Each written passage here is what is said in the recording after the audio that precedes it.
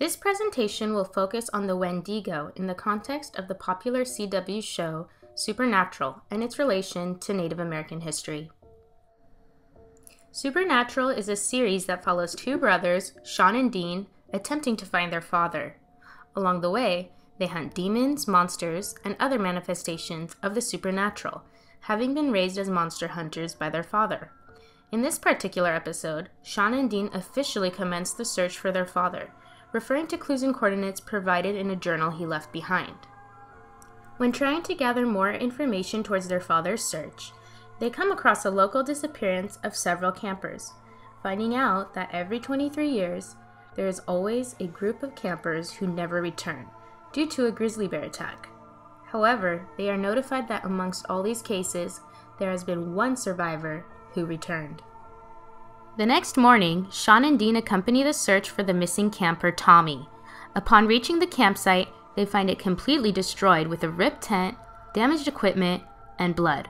While searching the campsite for clues, they suddenly hear screams for help in the distance. They run furiously to look for the person in question who needs help, but find no one, and soon realize that it was a trick by the perpetrator when they return to see that their packs have been taken from the campsite. At this moment, Sean and Dean realize from the help of their father's journal that the monster they are dealing with is a Wendigo. In traditional Algonquian tribes from the northern United States and Canada, the Wendigo was classified in one of the two ways, either a cannibalistic spirit that possessed humans or a monster that humans could physically transform into. They were described to be large, towering creatures over 15 feet tall with glowing eyes, yellow skin, and terrifying claws. Sometimes they were described to have matted skin with hair, which explains the differences in these images. On the left, you see a hairy Wendigo that looks more like a grizzly bear, whereas on the right, you see images of a creature that could have once been human due to the texture of its skin and emphasis on its resemblance to the human body. Now, the real question here is, were Native Americans actually cannibals? Well, evidence points that for the most part, cannibalism was not a common practice. There is much dispute on the degree to which Native American tribes, such as the Aztecs and Iroquois, engaged in these acts. There is a lack of evidence, and many stories have been passed on orally about cannibalistic incidents, which minimizes its reliability. Some tribes, such as the Sioux, viewed cannibalism as a sin, while the Cree considered it to be a result of mental illness. The Algonquians believed it was a sign of possession by an evil spirit. Although tribes viewed its etiology differently, most dealt with the matter by putting those individuals to death when discovered. In the Algonquian context, the Wendigo may have been a reflection of the famine conditions during post-colonial times, when there was a social breakdown that resulted from the fur trade in the northern United States and Canada. In order to deter tribe members from engaging in cannibalistic acts due to starvation, the Wendigo myth may have served as a warning to the consequences of cannibalism because they would become monsters.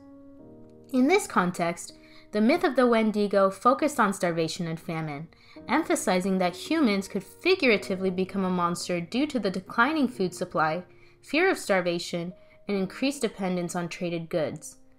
These, along with the weakened social tribal structure, would provoke cannibalistic acts, which would then transform the individual into a literal monster. Another possibility refers back to the idea of cannibalism being a result of mental illness. This brought about the documentation of Wendigo psychosis, a culturally bound manifestation of paranoid schizophrenia in the Native American culture. Since these individuals were often killed, it could be argued that tribes used it as an excuse to kill the mentally ill or unfavored in their communities.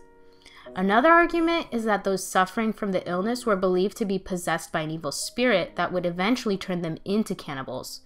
So executing the individual again sounded like a good solution to the problem. In this context, the Wendigo was a cultural body per Cohen's 7 Theses, reflecting aspects of the Native American culture and becoming an embodiment of the cultural movement.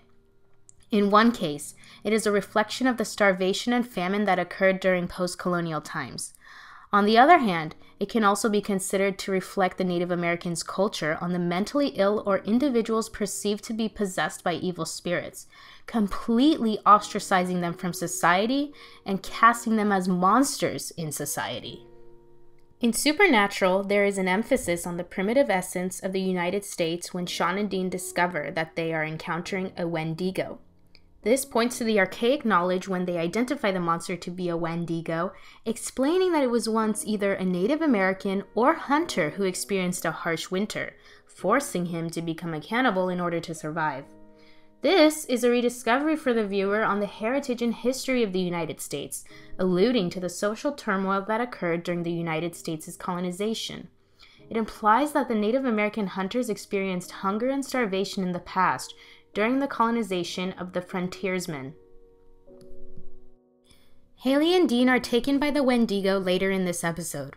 When Sam and Ben find the Wendigo's lair, it is murky and filled with skeletons, providing evidence of all of the Wendigo's victims. This show's depiction of these skeletons in the Wendigo's lair goes back to America's heritage and revives its monsters by providing a commentary on the complex society of the past.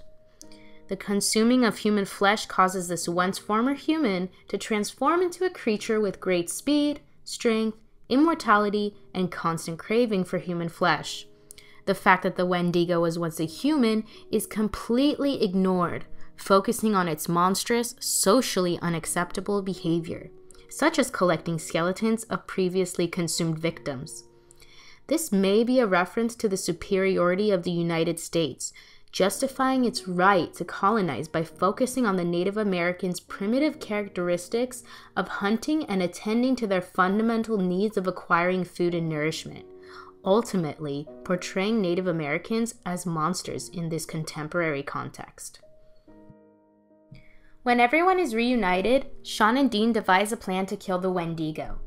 Dean finds 2 flare guns along with the rest of their stolen supplies and shoots his flare gun into the Wendigo's chest.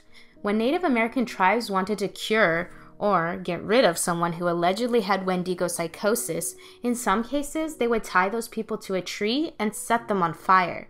This was believed to burn the devil inside of them.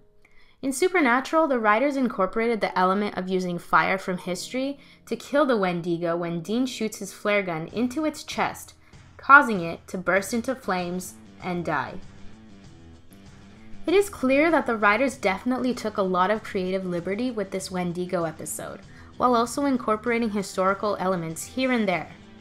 By analyzing Native American history, it can be connected to Bynum's article that monsters can be a concept for a culture undergoing change, allowing a culture to reflect on change.